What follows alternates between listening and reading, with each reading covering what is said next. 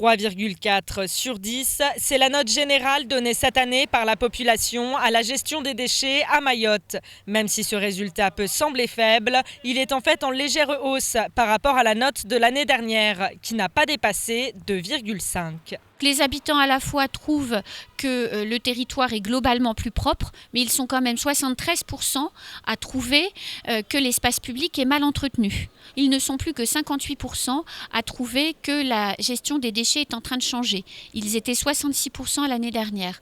Les habitants sont toujours motivés, ont toujours envie de s'impliquer, mais ils ne voient pas que les choses changent assez vite. Et ça, c'est un problème. Ce baromètre des déchets a pour objectif de faire concorder les politiques publiques mises en œuvre avec les besoins réels de la population. Et ce 4e sondage a mis en exergue le fait que les habitants de Mayotte sont de moins en moins réceptifs à la réduction des déchets et au tri sélectif. Pour incidence, cela peut s'expliquer par le manque de communication et d'information à ce sujet. On se rend compte que 80% des habitants ne savent pas que les déchets verts sont recyclés à Mayotte.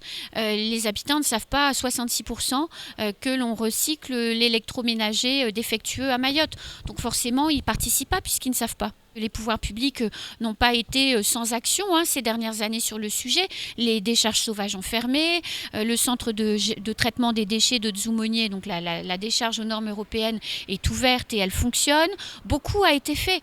Maintenant, la prochaine étape, je dirais, c'est un gros focus sur la sensibilisation et les explications à transmettre aux habitants pour leur faire comprendre comment utiliser tous ces outils qui sont mis à leur disposition. Un manque d'informations freinant l'amélioration des pratiques. Incidence lance donc un appel au pouvoir public à renforcer leur communication de sensibilisation au risque de perdre la motivation des habitants. Motivation qui est d'autant plus indispensable à quelques mois de l'ouverture des déchetteries qui fonctionnent sur une base de volontariat.